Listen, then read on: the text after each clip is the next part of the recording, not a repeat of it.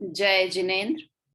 निज स्वरूप को परम रस जामे भर्यो अपार, वंदो परमानंदमय समय सार अविकार। कुंद कुंद मुनि चंद्रवर अमृत चंद्र मुनि, आत्मरसी बनारसी वंदो पद अरविंद। पंडित बनारसी दास जी कृत नाटक समय सार ग्रंथ पर हम चर्चा कर रहे हैं और बहुत ही इंटरेस्टिंग प्रकरण हमारा चल रहा है, जिसमें बताया गया है कि पुण्य और पाप दोनों एक से हैं।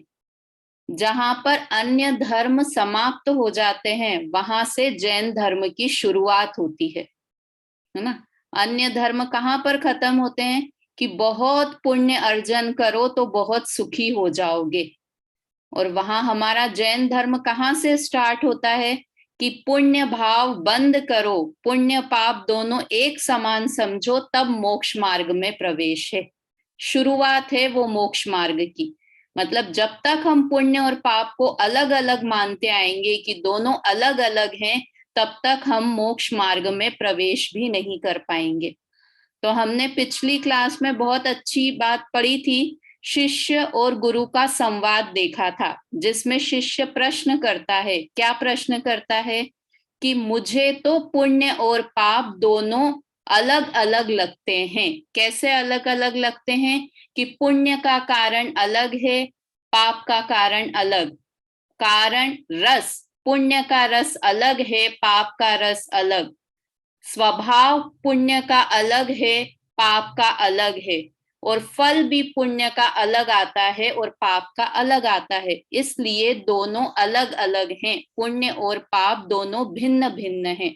तो इसका उत्तर यहाँ पर श्री गुरु ने बहुत अच्छा दिया था, जिसकी कि हम चर्चा करने वाले हैं। एक बात बताओ, अगर मुझे 103 डिग्री बुखार है ना, किसी को, सब दूसरों को तो बुखार नहीं कराती, मुझे ही बुखार है, 103 डिग्री बुखार हो गया, तो अब मुझे अगर मैं कचौरी पकौड़ी खाऊं तो मुझे नुकसान करेगा या नहीं करेगा? कि बहुत नुकसान करेगा। बुखार में कचौरी पकौड़ी खाना तो बहुत नुकसान करता है। तो बोले ठीक है, कचौरी पकौड़ी नहीं खाती हूं, मैं बादाम का हलवा खाऊं अगर 103 डिग्री बुखार में। बादाम का हलवा तो कितनी पौष्टिक चीज है, ताकत मिलती है। तो बादाम का हलवा में 3-3 कटोरी खाऊं तो अच्छा है या नहीं 103 डिग्री बुखार में? कि जैसी कचौरी पकौड़ी नुकसानदायक है, वैसे ही बादाम का हलवा भी नुकसानदायक है। दोनों चीज अलग अलग है, एक नमकीन है, एक मीठा है। नाम तो दोनों के अलग अलग हैं, किंतु मेरी बुखार में दोनों चीजें मेरे लिए नुकसानदायक है। वैसे ही हमें कौन सा रोग हो रखा है कि हमें मिथ्यात्व का रोग हो रखा है ना। मिथ्यात्व है या संसार रोग हो रखा है। तो कचौरी पकौड़ी के जैसा पाप भाव तो नहीं करूं मैं, किंतु पुण्य भाव करूं जो कि बादाम के हलवे जैसा है। तो पुण्य भाव अच्छा है कि रोग में तो दोनों समान है, चाहे नमकीन खाओ या मीठा खाओ। जब तक रोग है तब तक दोनों मुझे नहीं खाना चाहिए। वैसे ही जब तक मुझे मिथ्यात्व रूपी रोग है, मेरे लिए पुण्य पाप दोनों एक जैसे हैं। कचौरी 2 रुपए की एक, बादाम का हलवा 50 रुपए का एक कटोरी, कितने का भी, किंतु फिर भी दोनों एक जैसे हैं। इसलिए नाम के चक्कर में नहीं पड़ना है कि नाम अलग है पुण्य का, पाप का नाम अलग है। नाम चाहे अलग हो, किंतु दोनों मेरे लिए नुकसान देने वाले हैं। ऐसी बात हमें श्री गुरु बता रहे हैं। देखिए मैं स्क्रीन शेयर करती हूँ। जो हमने लास्ट जो देखा था, छंद, गुरु जी ने जो छंद का रिप्लाई दिया था वो हम एक बार पढ़ते हैं। 6 नंबर का छंद था, एक बार छंद बोलते हैं। बहुत इंपॉर्टेंट प्रकरण है, इसलिए हमको भागने की जल्दी भी नहीं है। प्रश्न क्या था कि पुण्य पाप दोनों अलग अलग हैं, ऐसा शिष्य ने प्रश्न किया था। और ये 6 नंबर में श्री गुरु उत्तर दे रहे हैं कि पुण्य पाप एक हैं। कैसे एक हैं, पहले एक बार छंद बोल लेते हैं, उसके बाद फिर से एक बार इस पे चर्चा करते हैं। ये छठे और सातवें दोनों नंबर के छंद में गुरु ने जो उत्तर दिया है उस उत्तर के बारे में बात है। क्या बात है अनीता आंटी, क्या है उत्तर? किस चीज के लिए उत्तर बता रहे हैं? कि पुण्य पाप दोनों समान हैं, इस चीज का उत्तर चल रहा है। ठीक है, चलिए एक बार छंद बोलते हैं। पाप बंध पुण्य बंध दुहु में मुक्ति नाही, कटुक मधुर स्वाद खुद गल्पो पेखिए, संकलेश विशुद्ध सहज दो कर्म चाल, कुगति सुगति जग जाल में देखिए, कारण भेद तो ही सूझत मिथ्यात्व माही, ऐसो द्वैत भाव ज्ञान दृष्टि दो बंध कर्म बंध रूप, दोहों को विनाश मोक्ष मार्ग में देखिए। क्या लिखा कि पहली बात कि दोनों का कारण एक है। कारण किसे कहते हैं?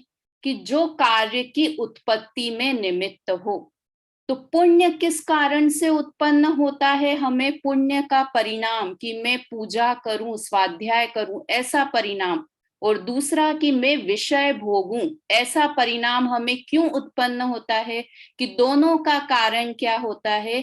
कि पूर्व कर्म का उदय है ना। जब मंद कषाय का उदय होता है तब हम पुण्य परिणाम करते हैं, जब तीव्र कषाय का उदय होता है तो हम पाप परिणाम करते हैं। तो दोनों का कारण एक समान है। क्या कारण है? पूर्व कर्म का उदय। ठीक है, ये कारण में समानता हुई। दूसरा रस, कि कड़वा और मीठा रस, तो ये दोनों पुद्गल की पर्याय है ना। जैसे कि अपन वही कचौरी या हलवा, दोनों कड़वे अलग अलग हैं किंतु दोनों कैसे हैं? नुकसान देने वाले हैं, दोनों पुद्गल के रस हैं, इसलिए पुण्य और पाप दोनों समान हैं। तीसरा कारण रस स्वभाव, तो स्वभाव क्या एक सा है दोनों का स्वभाव? कि दोनों आत्मा के स्वभाव के विपरीत भाव हैं, इसलिए दोनों का स्वभाव एक जैसा है। जैसे कचौरी और हलवा दोनों का स्वभाव कैसा है? मुझे और ज्यादा बीमार करने वाला स्वभाव है दोनों का। वैसे ही पुण्य और पाप दोनों का स्वभाव कैसा है? कि दोनों आत्मा के स्वभाव के विपरीत भाव हैं, विभाव हैं, इसलिए दोनों की कैटेगरी एक जैसी हुई। मुझे रोग है तो मेरे लिए दोनों एक समान हैं। ठीक है, और चौथा था फल। फल में दोनों की क्या समानता है? कि पुण्य के फल से स्वर्ग मिल जाए, पाप के फल से नरक मिल जाए, किंतु दोनों है तो संसार ही। चार गतियों में से ही एक गति है नरक गति और एक गति है देव गति। तो दोनों को अगर बोलें तो बोलें दोनों का फल भी एक ही है, और वो क्या है? चारों गतियों में परिभ्रमण है।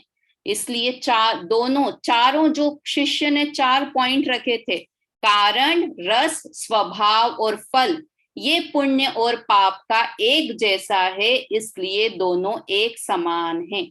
एक बार फिर से बोलती हूँ, फिर पूछूंगी किसी से भी। दोनों का कारण एक है क्योंकि दोनों कर्म के उदय से होते हैं। दोनों का रस एक है क्योंकि दोनों पुद्गल का रस है। दोनों का स्वभाव एक है क्योंकि दोनों विभाव भाव हैं, आत्मा का स्वभाव नहीं है दोनों ही, इसलिए दोनों का स्वभाव एक है। और फल दोनों का एक है क्योंकि दोनों ही संसार परिभ्रमण का कारण है, दोनों का फल संसार ही है, इसलिए दोनों एक से हैं। ये 4 समानता हुई। कौन बता सकता है? जितनों के वीडियो ऑन है उतने तो मुझे दिख रहे हैं, मैं एक बार देखती हूँ दूसरे भी पार्टिसिपेंट। वीना आंटी बताइए आप। कई बार नेटवर्क नहीं आ रहा है, बार बार बंद हो रहा है। अच्छा चलिए ठीक है। सुनने में भी नहीं आ रहा है, प्रॉपर सुनने में नहीं आ रहा है, बिल्कुल भी बार बार बंद हो रहा है। अच्छा मैं आउट ऑफ स्टेशन। अच्छा, पूर्णिमा आंटी बताइए आप, दोनों में क्या समानता है? कारण में देखो, ये तो पूर्व कर्म के उदय के कारण है दोनों हैं। रस में दोनों बताए, ये एक का कटुक रस और एक का मीठा रस होने पर दोनों भी रस भी भिन्न भिन्न हैंगे। नहीं, भिन्न मनो भिन्न एक है दोनों, हाँ, दोनों एक ही आएंगे क्योंकि कारण पुद्गल रस है, दोनों पुद्गल का ही भेद है, इसलिए। हाँ, हाँ, कारण रस और स्वभाव। स्वभाव। हाँ, हाँ, क्योंकि ये जिसके स्वभाव से विपरीत है, पुण्य हाँ, पाप दोनों जो फल है इसका स्वभाव से विपरीत है, ये भी इसके स्वभाव नहीं है जीव का। हाँ, और फल में दोनों संसार के कारण है, पुण्य हो या पाप हो, दोनों संसार में भ्रमण कराने वाले हैं। हाँ, फल भी दोनों का एक एक ही है। अपने को कारण और फल देखो अलग अलग समझ में आना चाहिए। सबसे ज्यादा जो हमको लगता है ना, कारण मतलब किस कारण से होते हैं। पुण्य का जन्म किससे होता है और पाप का जन्म किससे होता है। ठीक है, तो पुण्य का जन्म, हम बड़े खुश होते हैं कि देखो मैं इतनी पूजा कर रहा हूँ, देखो मैं इतना, मैं तो पाठशाला में आता हूँ और मेरी पड़ोसन देखो पाठशाला में ही नहीं आती है। तो ज्यादा खुशी मत हो कि ये तो तुमसे जैसा कर्म नाच नचा रहा है ना, वैसा नाच रहे हैं हम। कर्म का उदय ऐसा है कि अभी हम मंदिर जाने वाले हैं, तो हमारे मंदिर जाने के परिणाम होते हैं।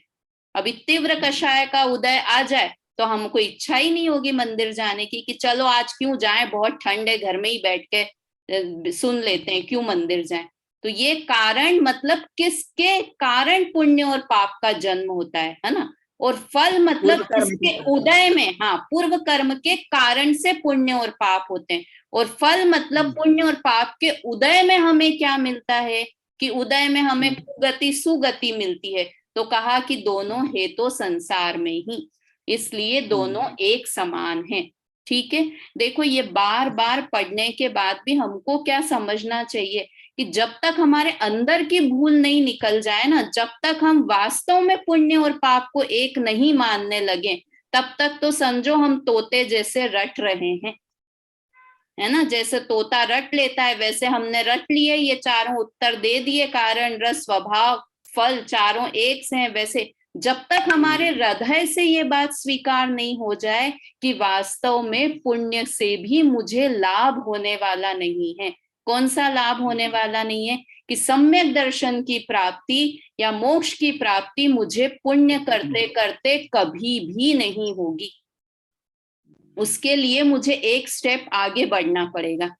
बढ़ते हैं सुनीता आंटी। आज तक कभी अपने, सब लोग अपने अपने मन पे हाथ सोचो कि आज तक कभी 5 मिनट भी आंख बंद करके हम विचार करने की कोशिश करते हैं कि मैं कौन हूं, मेरा स्वभाव क्या है। कभी 24 घंटे में से हम 20 साल हो गए सुनते सुनते, कभी आज तक 5 मिनट भी बैठ के अपन ने विचार किया। हम पूरा, कई बार हमने 10-10 12-12 घंटे भी पुण्य भाव किया है, किंतु पाप भाव तो नहीं, पुण्य भाव किया है, किंतु शुद्ध भाव के लिए, अपनी आत्मा को समझने के लिए, अपनी आत्मा का ध्यान कभी भी करने की कोशिश की है कि नहीं की है। तो हम पुण्य में ही सेटिस्फाइड हो गए कि चलो आज अच्छी गहरी नींद सोएंगे क्योंकि आज मैंने बहुत पुण्य किया है। वहीं सेटिस्फेक्शन हो गया तो आगे बढ़ने का रास्ता ही खत्म हो जाता है ना। तो वास्तव में इसलिए जब तक मुझे भी लगता है कि जब तक हम ये बैठ के सोचने नहीं लग जाए ना कि मैं कौन हूं, मैं आत्मा हूं, मुझ में कितने गुण हैं, ऐसा विचार जब तक नहीं करने लगे, तब तक समझो अपन पुण्य पाप द्वारी चलाते रहेंगे, है ना। तो क्या लिखा, कारण आदि भेद तो ही सूझत मिथ्यात्व माही, ऐसो द्वैत भाव ज्ञान दृष्टि में न लेखिए। ये अपन ने पिछली बार भी की थी बात, कि जो हम सुनना चाहते हैं वही हम सुन लेते हैं। प्रवचन में बैठे हैं किसी विद्वान के, विद्वान 10 बातें में, अपन तो पूजा की लाइनों की बात कर रहे थे ना पिछली बार, कि पूजा की लाइन भी हम बोलते हैं तो सब बोल देंगे, किंतु जहां पर शुद्ध भाव की बात आएगी तो वहां पर चुप हो जाएंगे, है ना। पुण्य पाप मिल दोए, पायनी बेड़ी डाली, तन काराग्रह माही, मोहि दियो दुख भारी, है ना। पुण्य पाप दोनों ने मिलकर पैरों में बेड़ी डाली है, दोनों ने मुझे बांध रखा है। कभी बस बोलने के लिए बोल जाते हैं किंतु उसका भाव कभी समझते ही नहीं है। तो कब तक ये रहता है कि जब तक हमारे अंदर मिथ्यात्व है तब तक हमें पुण्य और पाप दोनों अलग अलग दिखाई देंगे। और जैसे ही ज्ञानी हो जाते हैं, समझदार हो जाते हैं, तो ऐसा द्वैत भाव कि पुण्य अलग और पाप अलग, ऐसा द्वैत भाव ज्ञानियों को नहीं होता है ना। फिर दो महा अंधकूप, दो मतलब कौन? पुण्य और पाप दोनों अंधे कुएं के समान है, दोनों ही कर्म बंधन रूप है और दोनों का नाश करके ही मोक्ष मार्ग में प्रवेश होता है। तब तक तो नो एंट्री का बोर्ड लगा हुआ है। जब तक पुण्य भाव कर रहे हैं तब तक वहां पर बोर्ड लगा हुआ है नो एंट्री, मोक्ष महल में जाने का रास्ता बंद है। कब तक? जब तक पुण्य कर रहे हैं तब तक, है ना। चलिए, ये छठा नंबर। अभी सातवां नंबर, बनारसी दास जी को भी सेटिस्फेक्शन नहीं हुआ कि अभी हम पुण्य पाप को एक मानने लग गए, इसलिए उन्होंने एक छंद और दिया, सातवें नंबर का छंद, जिसको कि अब हम यहां से पढ़ते हैं। मोक्ष मार्ग में शुद्धोपयोग ही उपादेय है। ये आज हमको छंद पढ़ना है, एक बार साथ में बोलते हैं फिर चर्चा करेंगे। सील तप संजम विरति दान पूजादिक अथवा असंयम कषाय विषय भोग है। को शुभ रूप को अशुभ स्वरूप मूल, वस्तु के विचार दुविधि कर्म रोग है। ऐसी बंध पद्धति बखानी वितराग देव, आत्म धर्म में कर्म त्याग जोग है। वो जल तरैया राग द्वेष को हरैया, महा मुख को करैया एक शुद्ध उपयोग है ना। क्या लिखा? शील तप संयम विरति दान पूजादिक। ये पुण्य किस किस से पुण्य होता है? कि शील का परिणाम मतलब ब्रह्मचर्य का परिणाम, तप का परिणाम अनशन, अवमोदर्य, वृत्ति परिसंख्यान, रस परित्याग, है ना, अंतरंग तप, बहिरंग तप, ये सब। फिर संयम का परिणाम कि ये 5 इंद्रिय और मन से विरक्ति, और 5 स्थावर और एक त्रस जीव की हिंसा नहीं करना, ऐसा। तो ये संयम का 12 प्रकार का संयम। और विरति मतलब व्रत का परिणाम, दान देने का परिणाम और पूजा करने का भाव। आदि लिखा, आदि में जितने भी हम शुभ भाव समझ सकते हैं, तीर्थ यात्रा का परिणाम, स्वाध्याय का परिणाम, साधर्मी को भोजन कराने का परिणाम, ये सारे परिणाम, साधन मुनिराज को आहार देने का परिणाम, ये सारे परिणाम, इनकी एक कैटेगरी। दूसरी कैटेगरी अथवा असंजम कषाय विषय भोग हैं, अथवा असंयम के परिणाम, संयम से नहीं रहने के परिणाम, कषाय के परिणाम। कषाय मैंने अपन ने पहले भी चर्चा की है कि सिर्फ क्रोध मान माया लोभ ये ही कषाय नहीं है, ये तो बहुत मोटी कषाय है। हम बोल देते हैं हमको तो कषाय है ही नहीं, मैं तो कभी आज तक गुस्सा नहीं किया। सुनीता आंटी को तो मैंने आज तक कभी गुस्से में देखा ही नहीं है ना। तो हम कहें हमको क्रोध नहीं है, मान नहीं है, माया नहीं है, लोभ नहीं है, मैं तो बिल्कुल 2 कपड़ों में सेटिस्फाइड रहती हूँ, मुझे बिल्कुल लालच नहीं है। तो यही कषाय होती है कि ये तो बहुत मोटी कषाय बोली है। कषाय के जितने जीव, अनंत भेद हो सकते हैं कषाय के, है ना। तो वो सब परिणाम, विषय भोग के परिणाम, आज ये खाना है, स्पर्शन इंद्री, रसना इंद्री का परिणाम के भोग का परिणाम, ये सारे परिणाम। इसमें से क्या? को शुभ रूप को अशुभ स्वरूप मूल, कि ऊपर जितने भी परिणाम बताए थे वो शुभ रूप हैं, और नीचे की लाइन में असंयम, कषाय और विषय भोग के परिणाम ये पाप रूप हैं। किंतु यहाँ पर वो टोडरमल जी का परंतु आ गया। परंतु वस्तु के विचारत दुविध कर्म रोग हैं, किंतु अगर वस्तु स्वरूप का विचार किया जाए तो ये दोनों ही कर्म रोग हैं। देखो, ये कर्म रोग जब अपन ने उत्थानिका पढ़ी थी उसमें आए थे कि पुण्य और पाप के पर्यायवाची नाम वहां पर थे, शुभ भाव अशुभ भाव। देखना आप उत्थानिका में निकाल के, तो उसमें एक था रोग है दोनों। तो रोग में लिखा था पुण्य को बोलते हैं अकर रोग और पाप को बोलते हैं कंप रोग, है ना। उसमें आया था, आप उत्थानिका में देखना, अभी अपन निकालेंगे तो टाइम लगेगा बाद में, क्लास के बाद में। पुण्य को क्या बोलते हैं?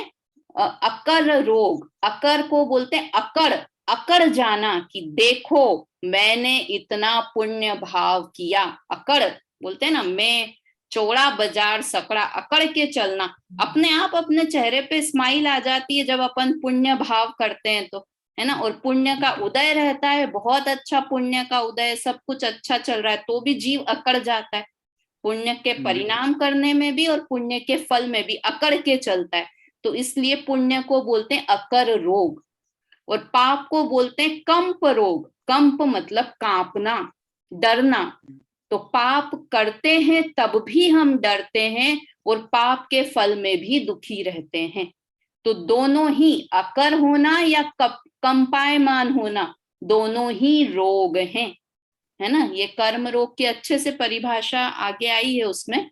तो ये दोनों वस्तु स्वरूप का विचार किया जाए तो दोनों ही रोग हैं, क्योंकि दोनों स्वभाव के विपरीत भाव है।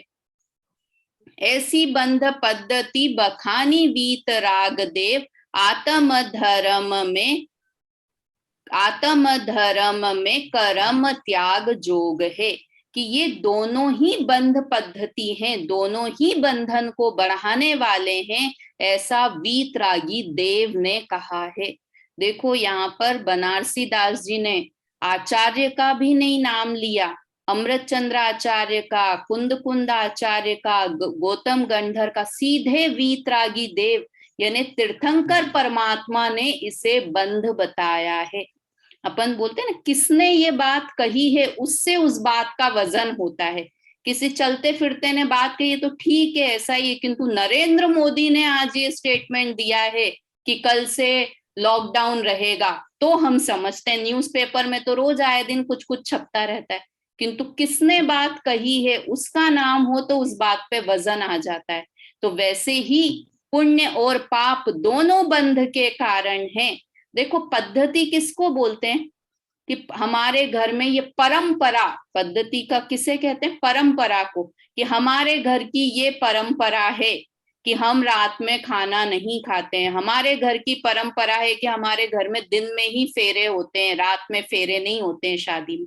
इसको बोलते हैं ना परंपरा, पद्धति है हमारे घर की। तो ये ऐसे कह रहे हैं कि भगवान ये कह रहे हैं कि पुण्य और पाप दोनों ही बंध के कारण हैं। जैन धर्म में इसे बंध की परंपरा बताया गया है, पुण्य और पाप दोनों को। आज की नई बात नहीं है, पद्धति है, मतलब ये नई बात नहीं कह रहे हैं बनारसी दास जी, जो हमेशा से चली आ रही है। महावीर भगवान क्या, उसके पहले जितने भी अनंत तीर्थंकर हो गए हैं, उन तब से ये पद्धति चली हुई आ रही है कि पुण्य और पाप दोनों बंध का कारण है ना। और कैसे हैं? आत्म धर्म में कर्म त्याग योग है। कि आत्म धर्म में मतलब सम्यक दर्शन प्राप्त करने में, आत्म स्वरूप के श्रद्धान करने में पुण्य और पाप दोनों ही त्याग करने योग है, मतलब योग्य है ना। कई बार योग का अर्थ योग मतलब मन वचन काय वाला भी योग, किंतु यहाँ पर योग का अर्थ है योग्य है। दोनों ही कर्म त्याग करने योग्य हैं। कौन से कर्म? पुण्य और पाप दोनों ही। और कैसे हैं? देखो दोनों की और समानता बता रहे हैं। भोजल तरैया, एक शुद्धोपयोग क्यों करना? भोजल तरैया, भो मतलब भव समुद्र, जल मतलब पानी, संसार रूपी सागर को तिराने वाला, तरैया मतलब तिराने वाला, राग द्वेष को हरैया, राग द्वेष को हरने वाला, महामोक्ष को करैया, महामोक्ष को करवाने वाला एकमात्र कुछ है तो वो शुद्धोपयोग ही है। तीन तरह के उपयोग होते हैं, एक शुभोपयोग, एक अशुभोपयोग और एक शुद्धोपयोग। शुभोपयोग क्या है? ये जो ऊपर की लाइन में बताए, शील तप संयम, इसमें अपने उपयोग को लगाना, अपने ज्ञान को यहाँ पर लगाना, वो हुआ शुभोपयोग। असंयम विषय कषाय में अपने उपयोग को लगाना, वो हुआ अशुभोपयोग, है ना। और शुद्धोपयोग क्या हुआ, एक आत्मा में अपने उपयोग को लगाना, उसका नाम है शुद्धोपयोग। देखो यहाँ पे शुभोपयोग के लिए कितने सारे आदि तक लिखा, शील, तप, संयम, विरति, कितने सारे परिणाम। अशुभोपयोग के लिए कितने सारे परिणाम, और शुद्धोपयोग के लिए एक अकेला परिणाम। कौन सा एक अकेला परिणाम, कि आत्मा में लीन हो जाना। तो सरल काम क्या है, इतने सारे काम करना सरल है कि एक आत्मा में अपने उपयोग को लगाना सरल है। सरल तो वास्तव में एक आत्मा में अपने उपयोग को लगाना है, किंतु हमने वो ही काम को सबसे कठिन बना लिया है कि हमको ये सब काम करना सरल लगता है। मुझसे आज कोई कहे ना कि 2 मिनट आंख बंद करके आत्मा का विचार कर लो, मैं कहूंगी नहीं नहीं ठीक है, मैं जाके मंदिर चली जाती हूँ। जयपुर के जितने भी मंदिर हैं, 400 मंदिर बताते हैं जयपुर में, तो 400 मंदिर के दर्शन करना मुझे सरल लगता है, किंतु 2 मिनट बैठ के अपनी आत्मा के बारे में विचार करना मुझे कठिन लगता है ना। वास्तव में तो वो विकल्प से रहित जो दशा है वो शुद्धोपयोग है। अभी तो अपन विकल्पात्मक स्थिति की भी बात करें ना, तो भी हम वहां तक भी नहीं पहुंच पाते हैं। तो कितनी यहाँ पे देखो इनकी शैली भी कितनी अच्छी, बनारसी दास जी। भोजल तरैया, राग द्वेष को हरैया, मोख को करैया। कितनी अच्छी, तरैया, हरैया, करैया, कितनी अच्छी लैंग्वेज लिखी है बिल्कुल। तो भोजल को तरैया, संसार से पार कराने वाला, राग द्वेष को हरने वाला और मोक्ष को कराने वाला एकमात्र कुछ है तो वो शुद्धोपयोग ही है। ऐसा शुद्धोपयोग मुझे ग्रहण करना है, मुझे प्राप्त करना है ना।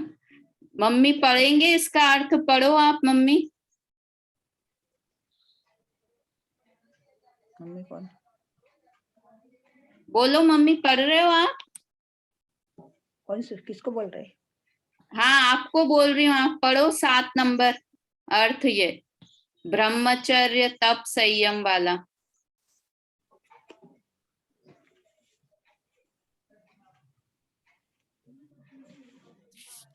चलिए अनीता आंटी आप पढ़िए।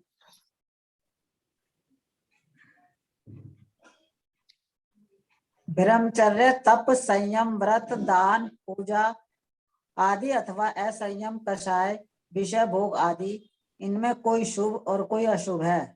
सो आत्म स्वभाव विचारा जावे तो दोनों ही कर्म रूपी रोग हैं। भगवान वीतराग देव ने दोनों को बंद की परिपाटी बतलाया है। आत्म स्वभाव की प्राप्ति में दोनों त्याज्य हैं। एक शुद्धोपयोगी संसार समुद्र से तारने वाला, राग द्वेष नष्ट करने वाला और परम पद को देने वाला है ना। ठीक है, इसमें सब चीजें समझ में आई। परिपाटी बताया है, मतलब हमेशा से ये कोई नई बात नहीं है कि हम पुण्य पाप को बंध का कारण बता रहे हैं। हमेशा से ही, जब से अनादि काल से और आगे के अनंत कालों में भी पुण्य और पाप हैं वो बंध के ही कारण रहने वाले हैं, है ना। चलिए अब अपन 8वें नंबर का छंद पढ़ते हैं। यहाँ पर फिर शिष्य का एक प्रश्न है। अपन ने जब शुरू में ये प्रकरण स्टार्ट किया था तब मैंने कहा था 3 प्रश्न पूछेगा शिष्य। एक प्रश्न शिष्य पूछ चुका, वो क्या, कि मुझे तो पुण्य पाप अलग अलग लगते हैं। पहला शिष्य का प्रश्न ये था। दूसरा प्रश्न क्या पूछ रहा है शिष्य? दूसरा प्रश्न ये पूछ रहा है कि जो मोक्ष मार्गी जीव हैं वो भी तो पुण्य भाव करते हैं, आप पुण्य भाव का निषेध क्यों करते हो? अपने मन में भी ये प्रश्न उठना चाहिए ना, उठता ही होगा कि हम बार बार कह रहे हैं पुण्य छोड़ने योग्य है, पुण्य छोड़ने योग्य है। और देखो वास्तव में गुरुदेव थे ना, गुरुदेव ज्ञानी जीव थे, तो उनका निश्चय और व्यवहार दोनों कितना अच्छा था। मतलब पुण्य के परिणाम नियमित भक्ति और पूजा होती थी। दोपहर में भक्ति होती ही होती थी सोनगढ़ में, है ना। तो बहुत छोटी थी, मतलब बहुत ही छोटी थी, 6-7 साल की थी, तब तक भी हम हर साल जाते थे सोनगढ़। तो मैंने तो गुरुदेव को देखा है, इतना दया का परिणाम मन में कि कभी भी घास पे नहीं चलते थे। जो लोग सोनगढ़ गए होंगे देखा होगा, वहां पर पगडंडी बनी हुई है, मतलब घास पे नहीं चलते। चलते कभी किसी से बात नहीं करते थे। क्यों नहीं करते थे बात? क्योंकि आगे पीछे तो उनके सारे शिष्य रहते थे, किंतु बोलते थे अगर उपयोग मैंने बात में लगाया तो कहीं नीचे मेरे पैरों के नीचे कोई दब के मर नहीं जाए। इतना दया का परिणाम है ना। मतलब कितना पुण्य भाव भी, उत्कृष्ट पुण्य भाव ज्ञानी भी करते हैं। कभी रात्रि में पानी तक नहीं पिया उन्होंने। इतनी बीमारी हो गई, कैंसर हो गया, तब भी रात में पानी तक नहीं पिया। हम तो अभी से ही जो कुछ व्रत लेते हैं ना, तो कैसे लेते हैं कि ठीक है रोज तो मैं मंदिर जाऊंगी, किंतु एक ऐसी फिंगर क्रॉस, बीमारी की छूट है। कुछ भी त्याग करते हैं तो पहले बीमारी मन में एक सोच के रख लेते हैं, ये कुछ हुआ तो बीमारी की छूट है। मैं अभी 10 दिन पर्यूषण में एकाशन करूंगी, हरी नहीं खाऊंगी, पर कभी पेट दर्द हो गया, गैस बन गई, तो बीमारी की छूट है, ऐसी फिंगर क्रॉस कर लेते हैं। तो गुरुदेव ने तो आज जीवन कैंसर जैसी बीमारी हो गई, फिर भी रात में पानी नहीं पिया, है ना। उस समय, आजकल कैंसर फिर भी थोड़ा नॉर्मल लगता है, उस समय तो बहुत बड़ी बात होती थी कैंसर हो जाना, यानी बहुत बड़ी बात होती थी उस समय, और वो भी 92 ईयर्स की एज में कैंसर हो जाना। मतलब मैं बता रही हूँ कि ज्ञानी जीव भी पुण्य का भाव करते हैं, तो आप हमें पुण्य परिणाम करने से क्यों मना करते हो, है ना। ऐसा शिष्य प्रश्न कर रहा है हमको भी। हम जितने भी विद्वानों को देखते हैं, वो सब हमें दिखते हैं कि नहीं, भक्ति, इतनी अच्छी भक्ति करते हैं, इतनी पूजा करते हैं, इतनी यात्राएं करते हैं, तो पुण्य भाव तो करने लायक है, इसीलिए तो वे करते हैं। तो फिर आप पुण्य को बुरा क्यों कहते हो? ऐसा शिष्य का प्रश्न है।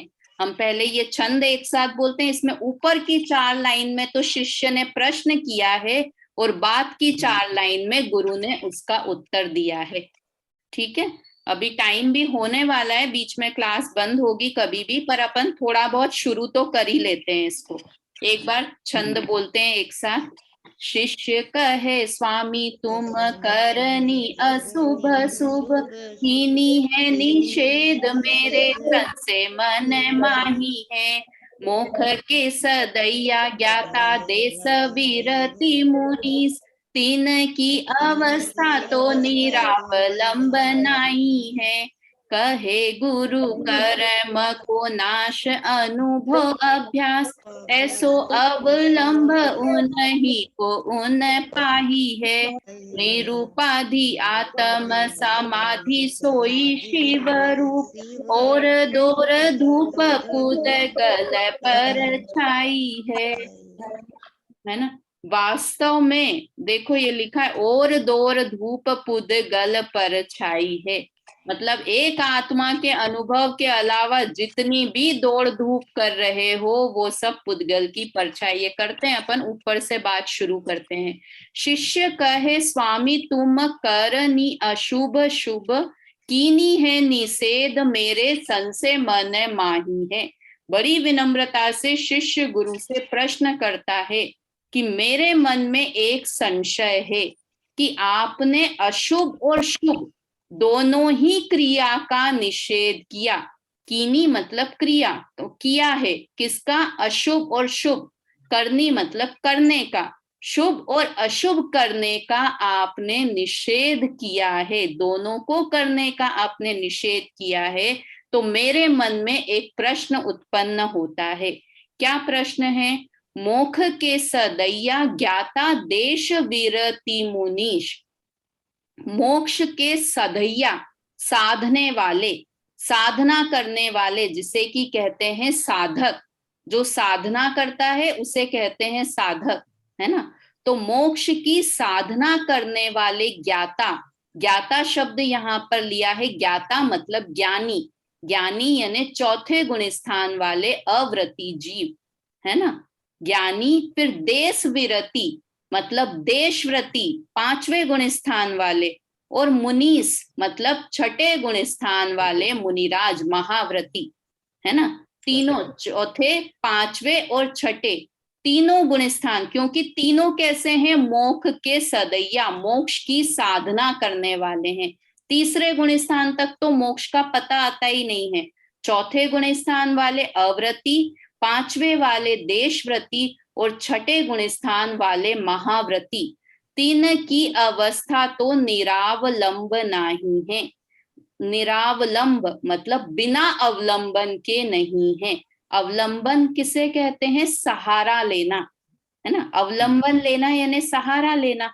तो उनकी अवस्था तो निरावलंबन नहीं है, मतलब वो बिना सहारे के नहीं है, वो भी पुण्य का सहारा लेते हैं। क्या बात कही कि जो चौथे पांचवे छठे गुण स्थान वाले जीव हैं वो भी तो पुण्य का सहारा लेते हैं, पुण्य परिणाम करते हैं, और आप पुण्य और पाप दोनों करने का निषेध कर रहे हो। हम कहते हैं ना हमारे तो आदर्श हैं, मुनिराज हमारे आदर्श हैं, तो जब हमारे जो आदर्श काम करेंगे वो ही हम करेंगे। बात है ना पूजा, श्री देव शास्त्र गुरुवर सदैव मम परिणति में आदर्श रहो, यायक में ही स्थिरता हो, निज भाव सदा मंगलमय हो। तो वो हमारे आदर्श हैं। हम ज्ञानी लोगों को अपना आदर्श मानते हैं, मुनिराज को अपना आदर्श मानते हैं, और जब वो भी पुण्य का परिणाम अवलंबन लेते हैं तो फिर आप पुण्य करने का निषेध क्यों करते हो। देखो वास्तव में तो बात यह है कि जितने मिथ्या दृष्टि शुभ भाव करता है ना, उससे ज्यादा शुभ भाव चौथे वाला करता है, उससे ज्यादा शुभ भाव पांचवे गुण स्थान वाले करते हैं, उससे ज्यादा शुभ भाव मुनिराज करते हैं। इसको कहते हैं बढ़ता हुआ शुभोपयोग, है ना। बढ़ते हैं, अनुव्रत करते हैं, है ना। पांचवे गुण स्थान वाले अनुव्रती हैं और छठे गुण स्थान वाले महाव्रती हैं।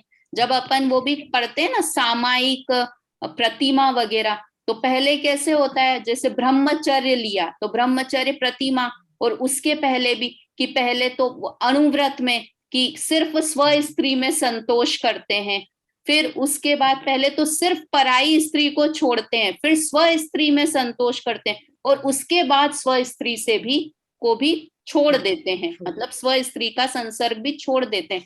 मतलब बढ़ती हुई शुभ क्रिया है। पहले थोड़ा परिग्रह त्याग करते हैं, परिग्रह परिमाण में, है ना, अनुव्रत में, फिर उसके बाद और परिग्रह का त्याग करते हैं, और फिर छठे गुण स्थान में आके पूरा ही परिग्रह छोड़ देते हैं।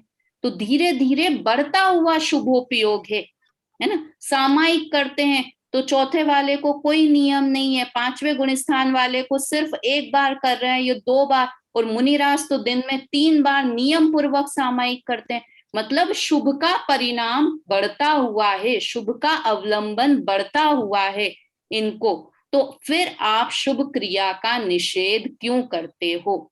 ये तो यहाँ पर प्रश्न है।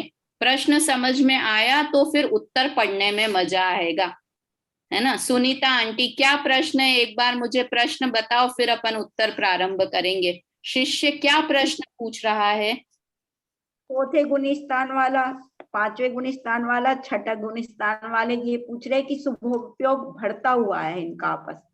हाँ, तो चौथे वाले का पांचवे से ज्यादा है, पांचवे का छठे वाले से ज्यादा है, तो वो उल्टा बोल दिया, चौथे से ज्यादा पांचवे में, पांचवे से ज्यादा छठे में शुभ भाव है।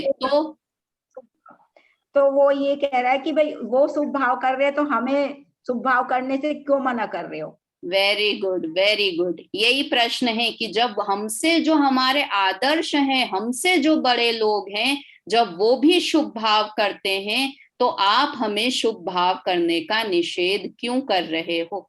अब इसका उत्तर, अब 1 मिनट बचा है इसलिए इसका उत्तर अपन अभी प्रारंभ नहीं करते हैं। कल तक आप लोग सब भी मन में सोचना, दिन में 1-2 बार कोशिश करना कि इस तरफ सोचो। अपन बिना पढ़े अपने मन से एक बार उत्तर देंगे कि ज्ञानी शुभ भाव क्यों करते हैं, ठीक है। और फिर बनारसी दास जी क्या बात बोलते हैं उसके बारे में पढ़ेंगे।